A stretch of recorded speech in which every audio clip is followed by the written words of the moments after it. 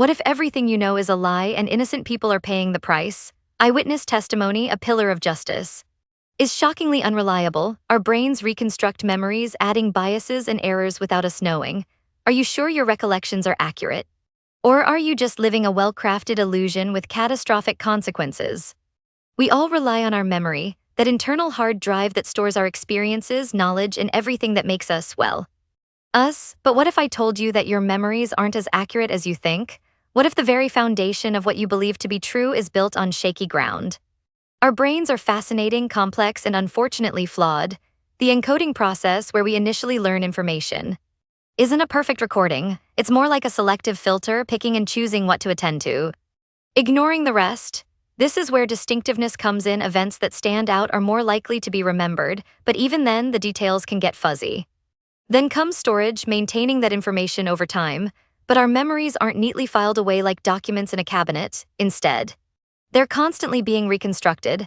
Each time we access a memory, we're not just retrieving it, we're rebuilding it, potentially adding new details or subtly altering the old ones. This reconstructive nature of memory makes it incredibly malleable, and it's where things can really go wrong. One of the biggest culprits behind memory distortion is cognitive bias. These are mental shortcuts our brains use to simplify the world. But they can also lead to systematic errors in how we remember things. For example, confirmation bias leads us to favor information that confirms our existing beliefs, even if that information is inaccurate. Another bias, the hindsight bias, makes us believe that events were more predictable after they've already happened, distorting our memory of how we actually felt or thought at the time. Even something as seemingly harmless as a leading question can subtly alter someone's memory.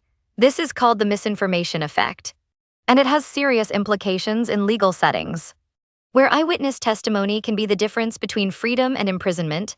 Imagine a witness who saw a car accident. If a lawyer asks, "How fast was the car going when it smashed into the other vehicle?" That seemingly small word choice can influence the witness to recall a higher speed than if the lawyer had asked, "How fast was the car going when it hit the other vehicle?" These subtle cues influence memory by planting information that wasn't part of the initial experience. Given the selective and reconstructive nature of memory and the power of cognitive biases, it's no wonder that eyewitness testimony is so unreliable. But what can we do to improve our ability to remember accurately? What are the actual techniques? Well, here are some techniques that can help you improve your recall and retention. First, pay attention during the encoding process. Try to be fully present in the moment, actively engaging with the information you want to remember. Minimize distractions and focus your attention on the task at hand. Second, make associations. Relate new information to what you already know. The more connections you can create, the easier it will be to access and recall that information later. Use imagery to help code new information. Third, use mnemonic devices. These memory aids can be incredibly effective for remembering lists, names, or other specific pieces of information. Create acronyms, rhymes, or even a visual memory palace to organize and store information in a distinct way. Fourth, try spaced repetition instead of cramming all at once. Review the material at increasing intervals over time. This allows for better consolidation and long-term retention.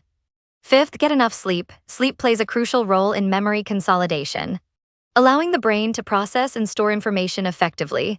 Make sure you're getting 7-9 hours of quality sleep each night. Sixth, practice retrieval. Actively try to recall information from memory without looking at your notes. This testing effect helps strengthen the neural pathways associated with that memory. Seventh, use elaboration in our encoding. Think of the meaning of the events, Craik and Lockhart, 1972, and try to relate new events to information we already know. This helps us form associations that we can use to retrieve information later. Second, imagining events also makes them more memorable. Creating vivid images out of information, even verbal information, can greatly improve later recall. However, even with these strategies, our memories aren't perfect. Interference from other memories, stress, and the passage of time can all contribute to forgetting.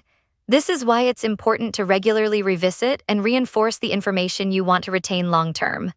Psychologists are still actively doing research to do better to understand all the intricacies of memory and the factors that influence it. In addition, neurobiologists are concerned with exactly what neural processes change when memories are created. For psychologists, the term memory trace simply refers to the physical change in the nervous system, whatever that may be. Exactly, that represents our experience. They continue to find ways to improve what's known, which can mean that what the research presents now may be subject to change later on. But still, a question like how emotional events are remembered and how best to use the findings of the research has yet to be answered or discovered to its full extent, making these questions left for future studies. If you found this video helpful, please give it a like and share it with your friends, and don't forget to subscribe to our channel for more fascinating insights into the human mind. Hit that notification bell so you are alerted each time we release a new video. Until next time, keep questioning, keep exploring, and keep remembering as best you can.